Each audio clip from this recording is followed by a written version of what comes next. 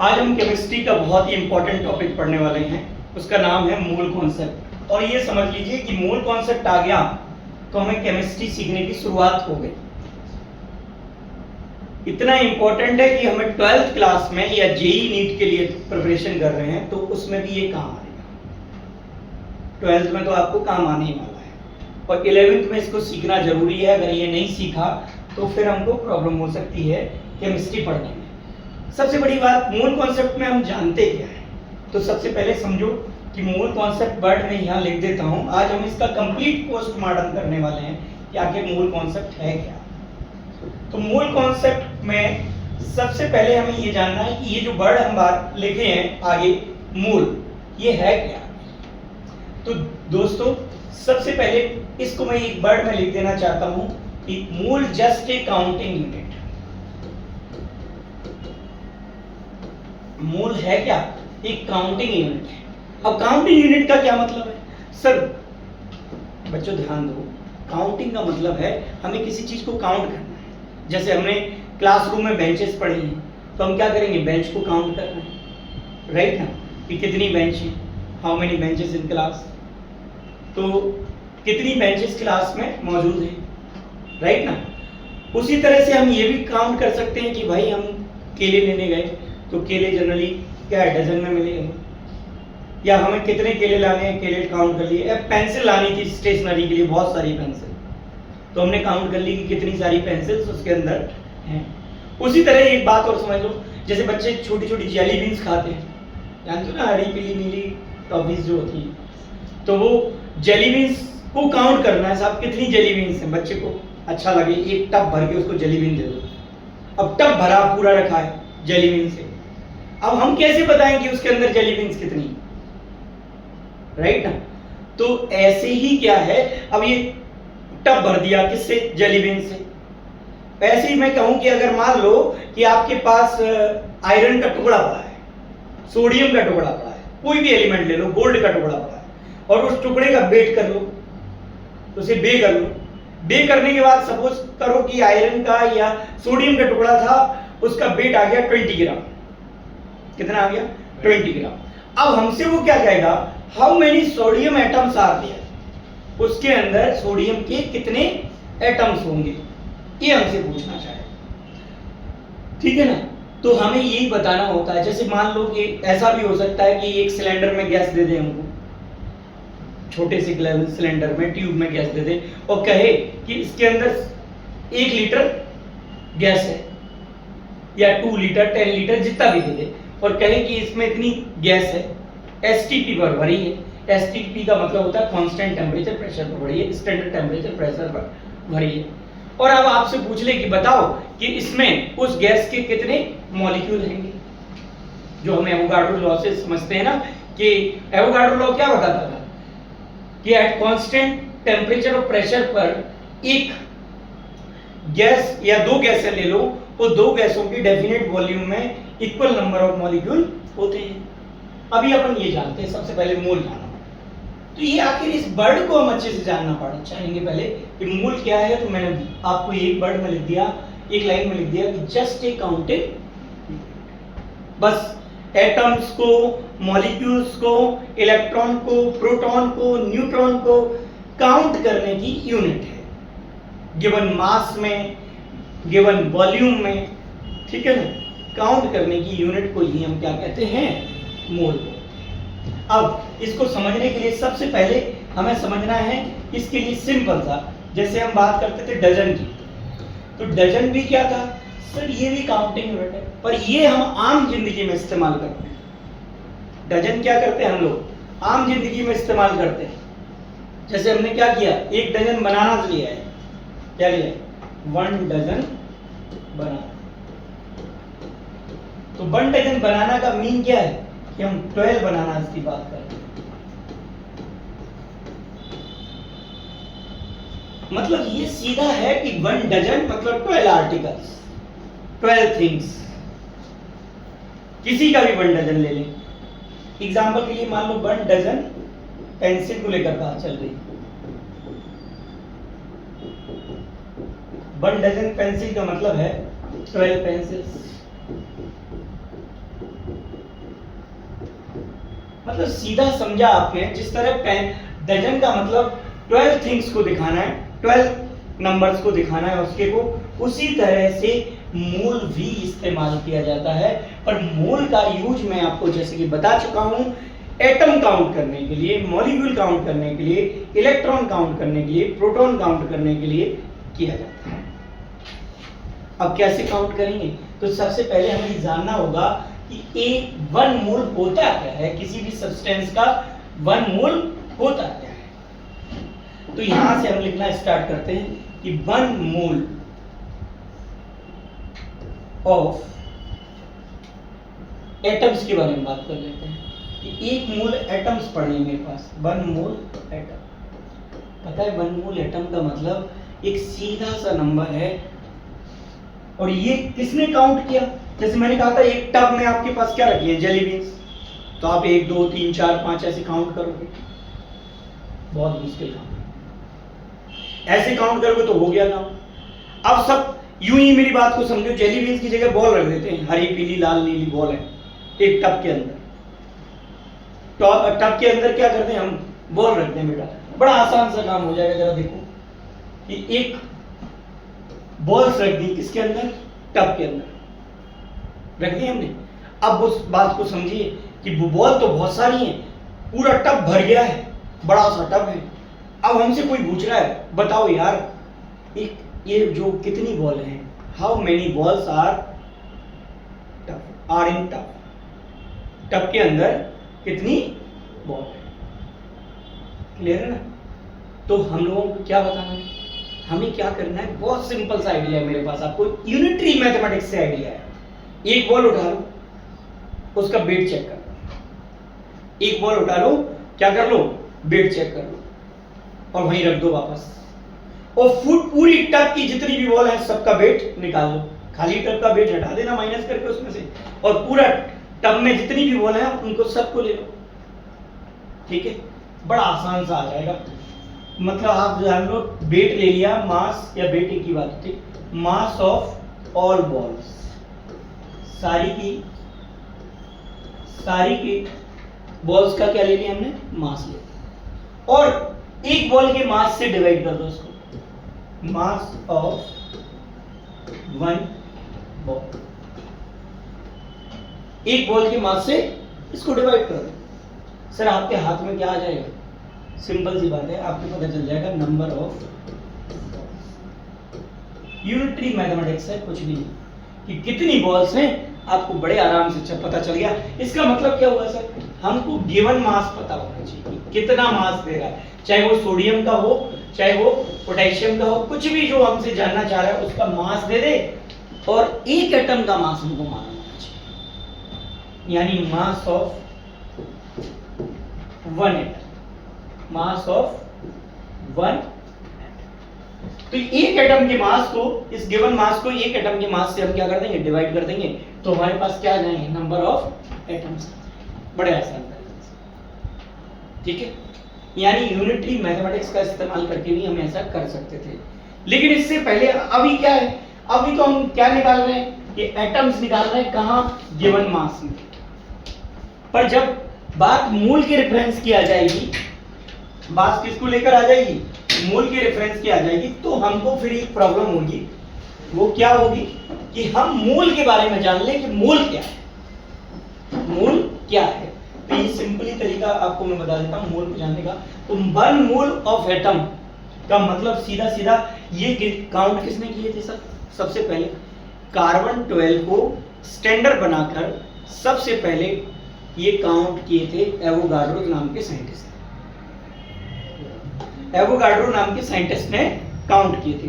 अब एवोगाड्रो ने क्या किया, उसने कार्बन के आइसोटोप लिया C12 और उसके 12 ग्राम में ये देखिए कि कार्बन की कितने एटम्स हैं, और उन्हें काउंट करने के बाद, कैलकुलेशन करने के बाद उसने बताया कि 12 ग्राम में उसको मिले 6.022 into 10 की पावर 23 एटम्स। ये 12 ग्राम कार्बन में मिले। इसी का नाम उसने रख दिया 1 मोल। इसी का नाम क्या रख दिया, 1 मोल। अब आप सीधा सीधा समझ लें कि 1 मोल का सीधा मीनिंग ये था, वन मोल पार्टिकल्स ले लेते हैं हम किसी भी चीज के, वन मोल पार्टिकल्स।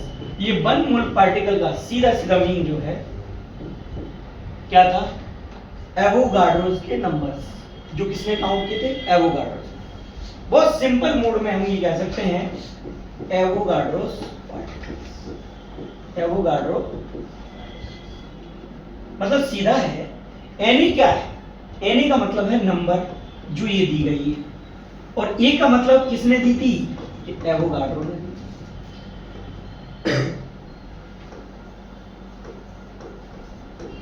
एवोगाड्रो ने ये नंबर दी थी, तो ये एन का मतलब यहाँ क्या है, नंबर, और ए का मतलब क्या है, एवोगाड्रो। अब इसको समझते हैं कि डिटेल में हम जानते हैं कि ये है क्या, नंबर।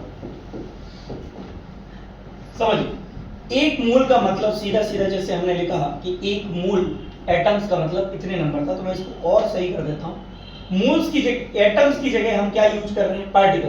पार्टिकल में सब आ जाते हैं बेटा, पार्टिकल में एटम भी आ गए, मॉलिक्यूल भी आ गए, इलेक्ट्रॉन भी आ गए, प्रोटॉन भी आ गए, न्यूट्रॉन भी आ गए, आयंस भी आ गए, ये सब क्या है, पार्टिकल्स। और पार्टिकल्स क्या होते हैं, बिल्डिंग पार्टिकल्स समझो, यूनिटरी पार्टिकल समझो, मतलब जिनसे कोई सब्सटेंस बनता है उनको क्या बोलते हैं, हम पार्टिकल्स बोलते हैं। यानी कोई भी सब्सटेंस ये छोटे छोटे पार्टिकल से बना है या छोटे छोटे थिंग्स से बना है, उस थिंग्स को क्या बोलते हैं, थिंग्स भी नहीं कह सकते, हम इन्हें कह सकते हैं बिल्डिंग पार्टिकल या यूनिटरी पार्टिकल या फंडामेंटल पार्टिकल, जिससे कोई चीज मिलकर बनी हो। जरा देखिए, तो मैं लिख देता हूं यहाँ वन मोल पार्टिकल, किसी की भी particle. Sir one mole particle का सीधा सीधा मीन हो गया 6.022 इंटू 10 पावर 23 पार्टिकल्स।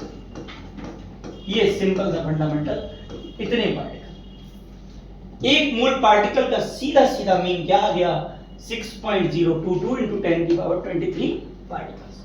अब मैं पार्टिकल्स को बदलता रहूं, चेंज करता रहूं, उससे कुछ फर्क नहीं पड़ेगा, बस वही पार्टिकल का नाम सामने आ जाएगा।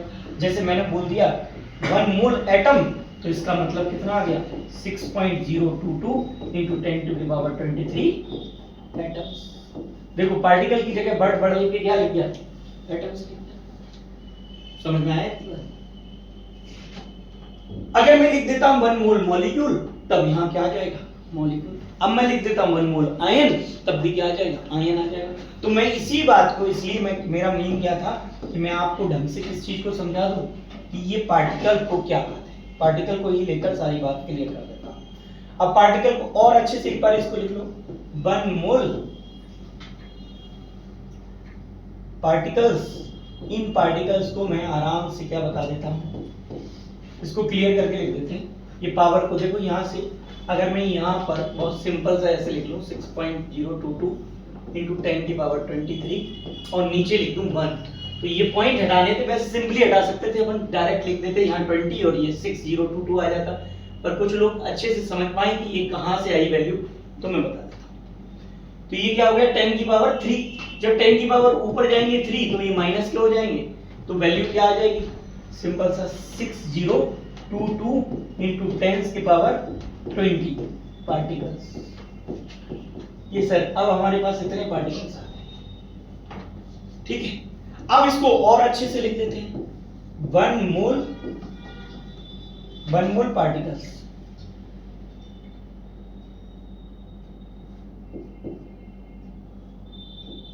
One mole particles, one mole particles को हम ये लिख देते हैं, इसको और अच्छे से करके 6022 और 10 को 20 जीरो को इधर देखा।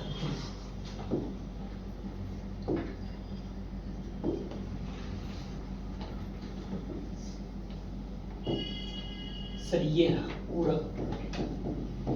अब देखो वहां तो हमारे लिए कितना आसान था, 1 डजन मतलब 12 आर्टिकल्स की बात की गई, पर यहां देखो एक मोल पार्टिकल्स का मतलब है इतने सारे पार्टिकल्स। यहीं पर अगर मान लो कि मैं इसको लिख देता वन मोल एटम्स, क्या लिख देता, वन मोल एटम्स, तो इसका सीधा सीधा मीन क्या हो जाता, इतने सारे एटम्स। देखो बस सिंपल सा मीनिंग क्या करना था मुझे, यहां पर लगा देना था एटम। यानी वन मोल बड़े काम की चीज है यार। क्या एक मोल में इतने सारे एटम्स मिल गए। अब कोई 2 मोल कह दे तो हम क्या कहेंगे, इसका डबल।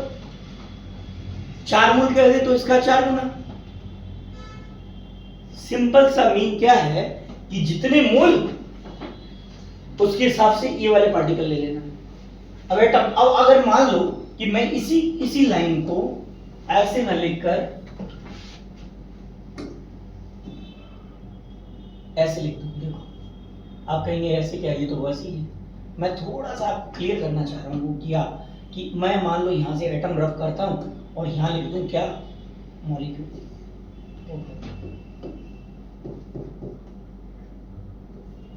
दोनों से लिख दिया है।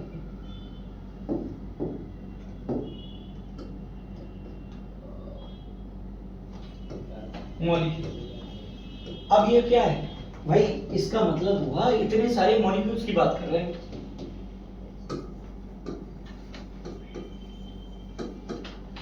सिंपल सा केस और है कि अगर मान लो कि मैं यहीं पर यहां लिख दूं एटम्स हटा के यहां से, तो यहां भी हट जाएगा। अब कुछ भी लिखवा लो मुझसे, क्या मैं लिख दूं आयन। आयन में मान लो कैटायन, कैटायन मतलब पॉजिटिव आयन, एनायन मतलब नेगेटिव आयन। तो मैंने लिख दिया 1 मोल आयन, तो इसका मतलब है इतने सारे आयन। बहुत आसान सी बात कब लगेगी हमें, जानो। इसको आसान बनाने का काम करते हैं हम। अब तो सिंपली हमें समझ में आ गया कि एक मोल, किसी भी एक मोल पार्टिकल्स का मतलब होता है इतने सारे पार्टिकल, इतने सारे पार्टिकल। अब समझना कि अगर इन पार्टिकल्स को मैं इतना बड़ा नंबर ना लिखकर, जैसे मेरे पास 1 मोल एटम्स क्या है, 1 मोल एटम्स, तो मैं इतना बड़ा नंबर ना लिख के सीधा लिख दूं एनी एटम्स। देखो कितना आसान हो गया मेरे लिए। जरा सोचो कि मेरे लिए कहानी कितनी आसान हो गई। 1 मोल एटम्स का मतलब एनी एटम्स। अब Na मुझे हमेशा याद रहना चाहिए, Na का मतलब होता है 6.022 into 10 की पावर 20। ठीक, ये कहानी। Na मतलब एवोगाड्रोस नंबर, और एवोगाड्रो ने तो बताए थे 12 ग्राम कार्बन में कितने जो हैं एटम्स मौजूद हैं। समझ गए, समझ में आ गया। अब यहां से एक बात और क्लियर कर लेना है कि 1 मोल एटम का मतलब एनी एटम्स। तो 1 मोल, देखो आसान कितनी हो गई कहानी हमारी। 1 मोल मॉलिक्यूल, सॉरी 1 के आगे मोल है, ठीक है। तो 1 मोल क्या बेटा, मॉलिक्यूल्स। तो कितना आसान हो गया, एनी मॉलिक्यूल। मेरे को अब वो उतनी बड़ी नंबर लिखनी नहीं है, बस क्या लिख देना है, एनी लिख देना है। अच्छा कोई कहे 4 मोल मॉलिक्यूल, मैं कहूंगा 4 एनी। कोई कहे 10 मोल, मैं कहूंगा 10 एनी। 50 मोल 50 एनी। अब कितना आसान हो गया बताओ। इतना बड़ा जो नंबर जो परेशान कर रहा था, उसको सीधा सीधा हमने क्या लिख दिया, एनी लिख दिया। अब एक नई चीज हो जाना, यहां पर एक चीज और जरूरी है बेटा कि मोलर मास क्या होता है, ये जानना जरूरी है। जैसे अच्छा इसके पहले हमने पढ़ा क्या है, एटॉमिक मास पढ़ा है, राइट। एटॉमिक मास को क्या कहते थे, मास ऑफ एन एटम। देखो मैं दोबारा से वैसे ही लिख देता हूं ताकि आपको पता चले। एटॉमिक मास क्या है, सिंपल वर्ड में हम कहते थे mass of 1 atom. Mass of 1 atom. एक एटम के मास को क्या बोलते हैं, एटॉमिक मास। अब कोई पूछता ये हमने पढ़ रखा है अच्छे से। अच्छा याद करो, मैंने ये मास लिखवा दिए थे आपको, याद करो मैंने लिख दिया था कि एलिमेंट्स लिख लो और साइड में एटॉमिक मास, जरा याद करो। और एटॉमिक मास की यूनिट क्या है, ये एमी, याद आ रहा है। और क्या कहा था, जैसे हाइड्रोजन जो है उसका एटॉमिक मास कितना है, 1 एमी। तो ऐसे ही मैंने कहा कार्बन का कितना है, 12 एमी,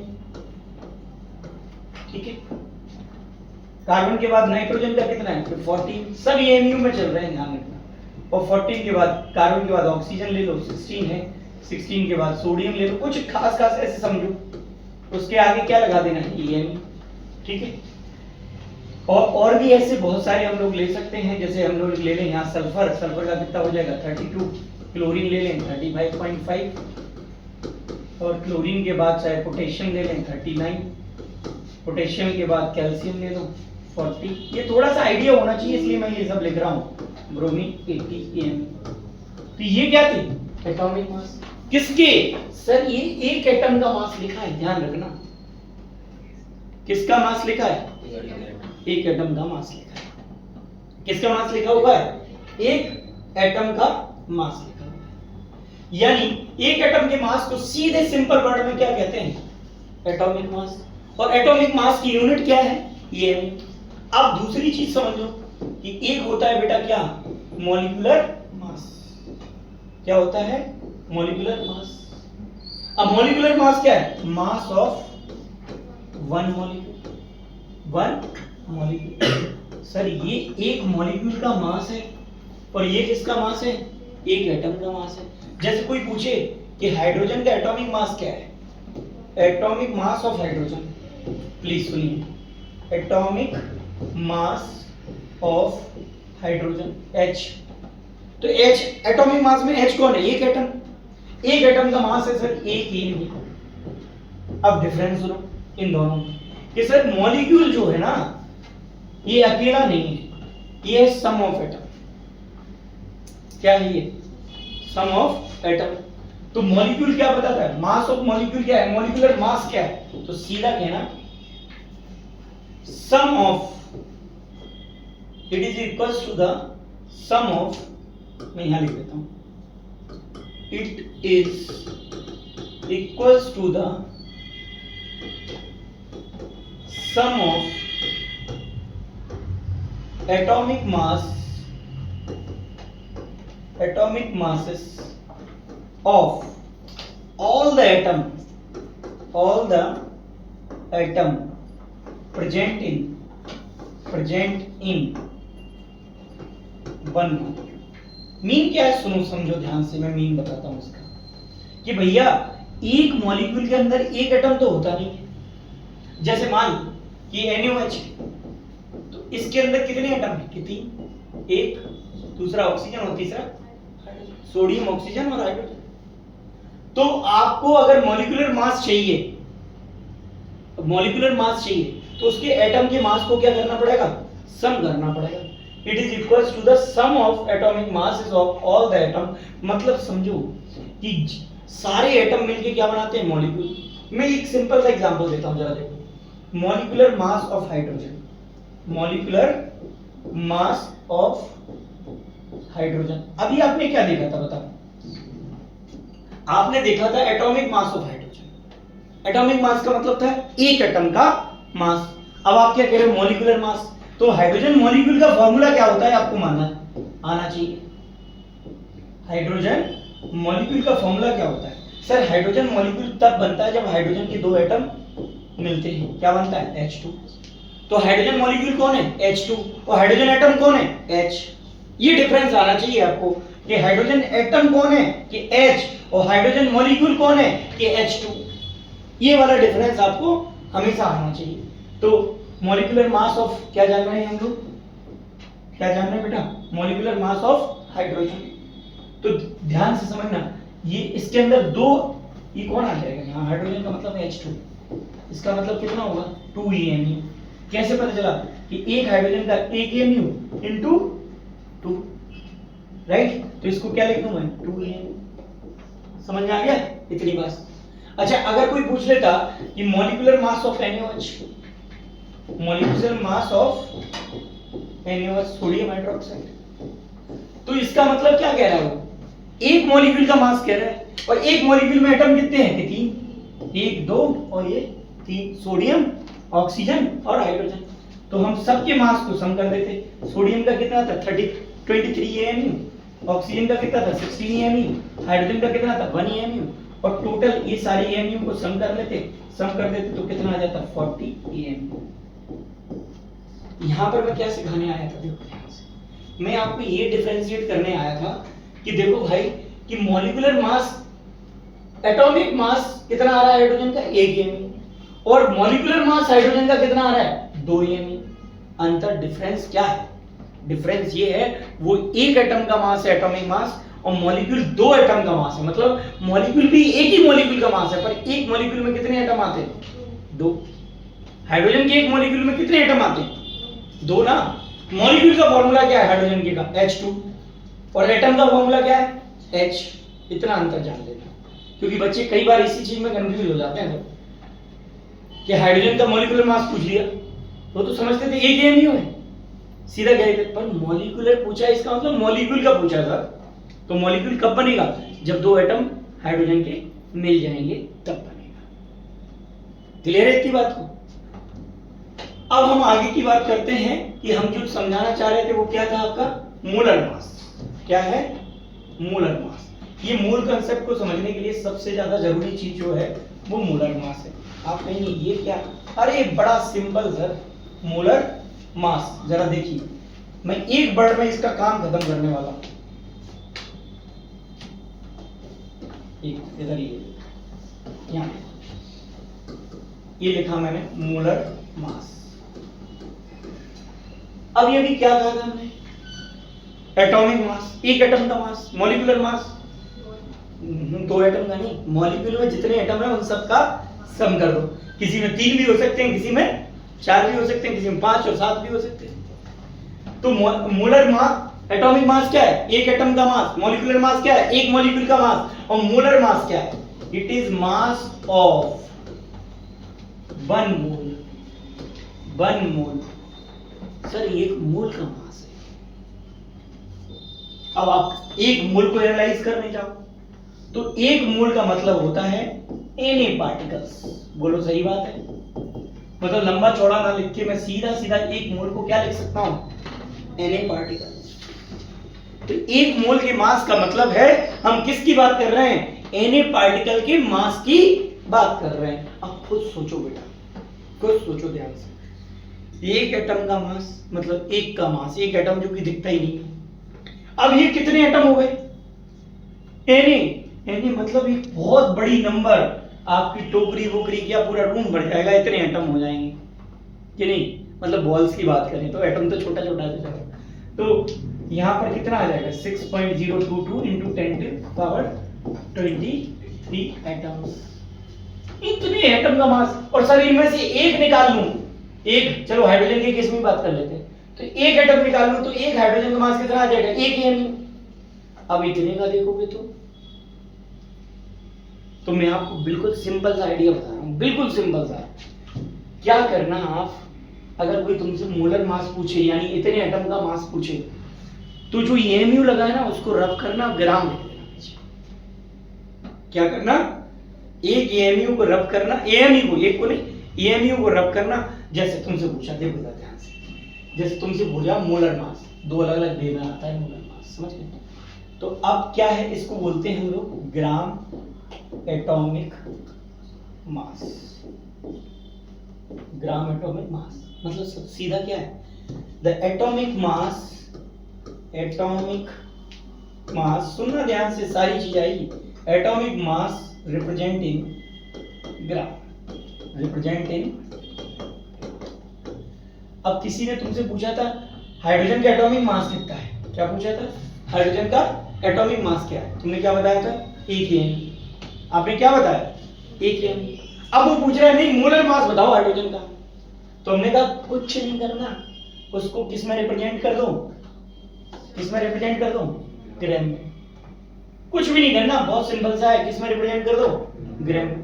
तो ग्राम में रिप्रेजेंट करो जरा। अब कोई पूछे हाइड्रोजन का मोलर मास बताना भैया, हाइड्रोजन का मोलर मास बताना, तो तुम पूछना कि तुम एटम के लिए बात कर रहे हो कि फिर मॉलिक्यूल की, क्योंकि इसमें लफड़ा है। क्या कि आप मॉलिक्यूल की बात कर रहे हो कि फिर एटम की बात कर रहे हो? क्लियर है ना? किसकी बात कर रहे हो? एटम की कर रहे हो कि मॉलिक्यूल की कर रहे हो? अगर एटम की कर रहे हो तो मैं बता देता हूं कि हाइड्रोजन का मोलर मास यानी मोलर मास ऑफ हाइड्रोजन, जरा बताओ कितना है? 1 ग्राम। 1 eMu लग दिया तो क्या हो जाएगा? Atomic mass. 1 EMU लिख दिया तो कितना हो जाएगा? एटॉमिक मास है 1 EMU। समझ में आया?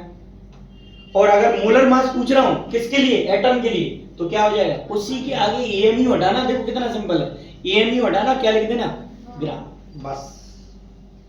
अच्छा बताओ, अगर मैं पूछूं मॉलिक्यूलर मास कितना है हाइड्रोजन का? बोल दो। 2 EMU, राइट? मॉलिक्यूलर मास कितना है हाइड्रोजन का? 2 EMU है ना। अगर ये देख लो ना, यहाँ बता के आया, हाइड्रोजन का मॉलिक्यूलर मास कितना है? 2 EMU। अब यहाँ पर क्या है? ये सब मॉलिक्यूल के लिए काम करता है। तो कोई पूछे कि हाइड्रोजन मॉलिक्यूल का मोलर मास कितना है, अब मैं यहाँ पर लिख रहा हूँ, देखो तो दूसरा word, molar mass of hydrogen molecule. अब मैंने क्या लिख दिया है सर? मॉलिक्यूल। तो मॉलिक्यूलर मास कितना था? 2 EMU। तो यहाँ क्या लिख दूं? 2 ग्राम। बस, सिंपल। मॉलिक्यूल के लिए हो चाहे एटम के लिए हो, EMU हटा के क्या लगा देते हैं? ग्राम लगा देते हैं। बस सिंपल सा समझ लो। अच्छा जी, जैसे ये मॉलिक्यूल के लिए हो गया, तो इसको क्या नाम दे देंगे? ग्राम। इसको नाम दे देंगे ग्राम मॉलिक्यूलर मास। ग्राम मॉलिक्यूलर मास। ठीक है बेटा, यहां से समझना, बहुत इंपॉर्टेंट कॉन्सेप्ट है। क्या? Gram molecular mass. अब आप क्या कहेंगे कि मॉलिक्यूलर मास रिप्रेजेंटिंग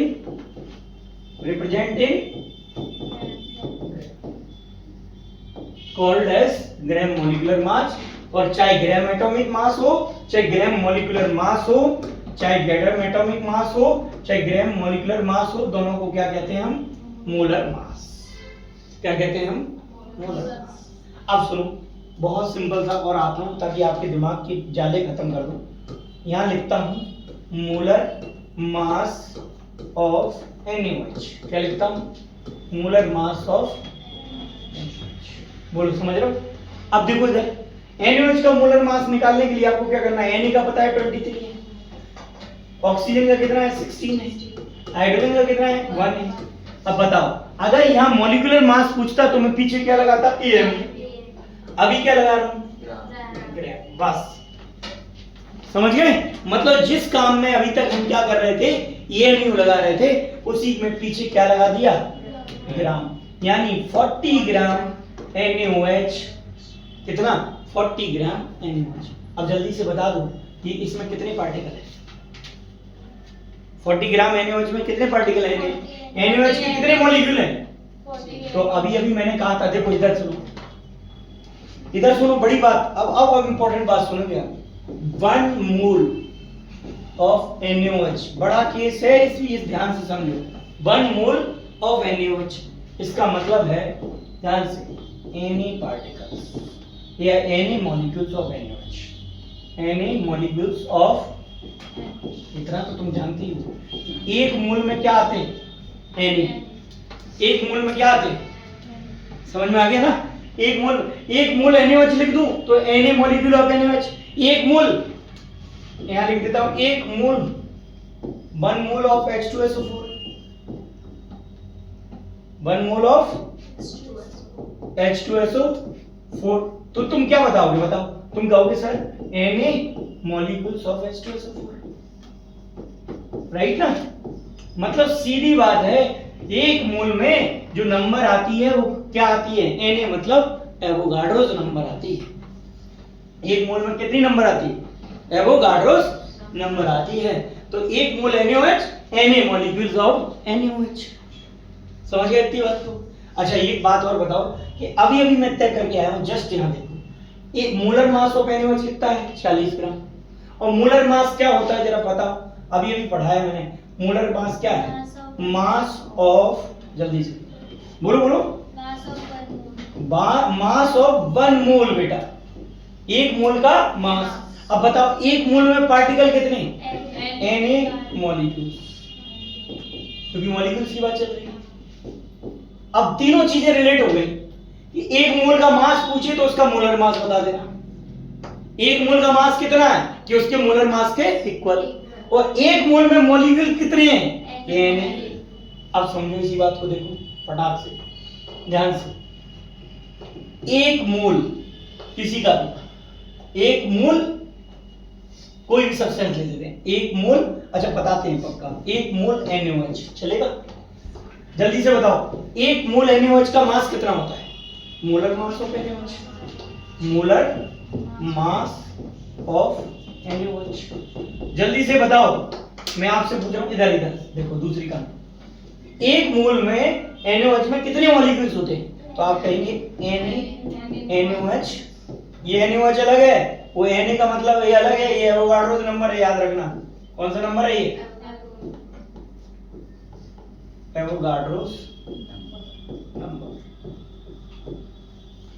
अब समझो बेटा, NaOH का मतलब Na molecules of NaOH, ऐसे लिखना है, Na molecules of NaOH, सही है? Na molecules of NaOH का मतलब है एक मोल NaOH, इसका मतलब है मोलर मास ऑफ NaOH। अब जरा क्लियर करता हूं, ध्यान से। NaOH का मोलर मास होता है बेटा कितना? 40 ग्राम। बोलो सही है? तो 40 ग्राम में कितना मोल आएगा? एक मोल NaOH, सही है? कि सर इसमें कितने पार्टिकल आएंगे? कि 6.022 into 10 की पावर 23 मॉलिक्यूल्स ऑफ NaOH, सही है क्या? या सीधा इतना बड़ा नंबर नहीं लिखना, तो लिखो क्या? Na molecules of NaOH। ये बात बना लाया मैं आपको, ध्यान से समझ लो कि किसी का भी एक मोल जानना है तो उसका मोलर मास जान लो, बस सीधा, कि उसका मोलर मास कितना है। अब बताओ, अगर मैं तुमसे, देखो सिंपल सा क्वेश्चन, कोई तुमसे कह दे कि मेरे पास, भाई इधर ध्यान से, कोई तुमसे बोल दे कि मेरे पास तो सर 200 ग्राम NaOH है, 200 ग्राम NaOH। अब तुमसे पूछ ले, बताओ उसके कितने मोल हैं तुम्हारे हाथ में? कितने मोल है? भाई एक मोल कितना था? 40। तो टोटल को, गिवन मास को कितने से, 1 से डिवाइड कर दो, इधर इधर छोटू। एक मोल कितना होता था? तूने ध्यान नहीं दिया, मैं रिवर्स कर रहा हूं बेटा तेरे लिए, एक ही केस में चला जाएगा केस। देखो उसने पूछा how many moles of NaOH in 200 gram of NaOH। हमको पता है 40 ग्राम का एक मोल होता है। अगर याद आ रहा है तो बॉल वाली कहानी, टोटल बॉल का वेट, तो टोटल का वेट हमें कितना दे दिया उसने? 200। और एक बॉल का मतलब एक NaOH का कितना है? 40। तो मैं 40 से डिवाइड कर दूंगा। सर कितने मोल्स आ गए मेरे पास? 5 मोल्स। मुझे लगता है तुम मोल्स निकालना सीख गए। आया मोल्स? किसके बेस पर? मास के बेस पर। अब बोल रहा है पार्टिकल बता दो, तो पार्टिकल मतलब मॉलिक्यूल्स बता दो, तो मैं कहूंगा 5 Na मॉलिक्यूल्स। अरे एक में याद करो, एक मोल में एक Na है, तो 5 में कितने? 5। कितना आसान। तो भाई एक में एक Na, तो 5 में 5 Na। और 5 Na को कहे पूरा करके दिखाओ, तो कुछ नहीं है भैया, 5 मल्टीप्लाई बाई 6.22 into 10 की पावर 23। अभी आपको मल्टीप्लाइज नहीं करने, आप सीधा सीधा समझे, बस सीधा। मोलर मास और मोलर मास के इक्वल मोल, और मोल में Na पार्टिकल। क्लियर है? एक सवाल देख के देखिए, कुछ कराता हूं, पहले खुद से कराता हूं। देखो जैसे सिंपल सा मुझसे बोल रहा है, देखो ध्यान से, मेरे से बोल रहा है half glass water, half glass water. देखो पानी का, पानी के बारे में बात करने लगा। हाफ ग्लास वाटर, आधा ग्लास पानी भरा रखा है।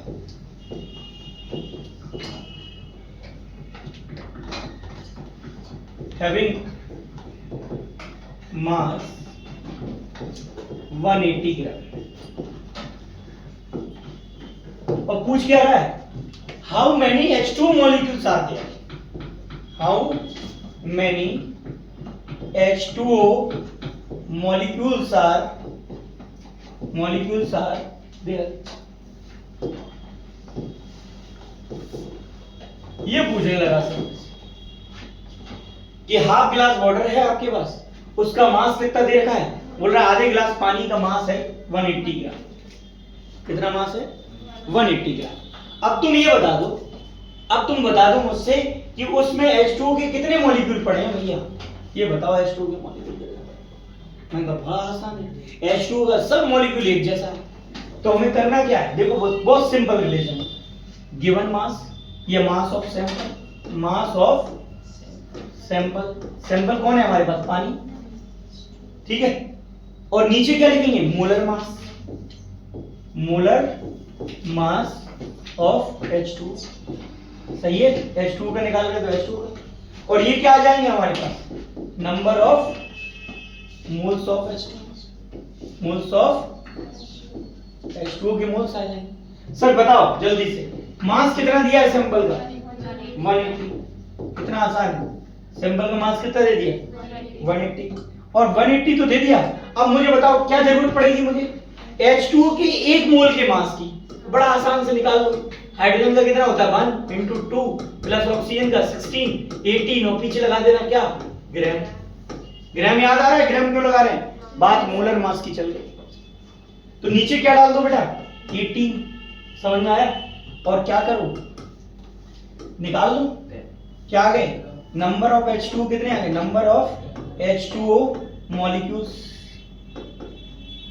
कितने H2O मॉलिक्यूल आ गए, 10, कितने आ गए, 10 आ गए। मतलब हमें कोई भी सवाल दे दे अब हम आराम से निकाल देंगे, क्योंकि सैंपल का मास पता है हमको, और मोलर मास से उसे डिवाइड करेंगे। मोलर मास का मतलब होता है सीधा सीधा यहां से समझ लो, mass of 1 mole, mass of 1, 1 मोल का मास, और 1 मोल के मास से इसको डिवाइड कर दो तो क्या आ जाएगा हमारे पास, मोलर मास। तो जिस तरह से आपने क्या निकाले हैं, नंबर ऑफ मॉलिक्यूल, मेरे पास एक ट्रिक है बहुत अच्छी है, बढ़िया सी आपको दे रहा हूं, ध्यान से सुनना। जैसे आपने क्या निकाला, इधर देखो, मोल्स निकाले, n मतलब क्या है, मोल्स, नंबर ऑफ मोल्स।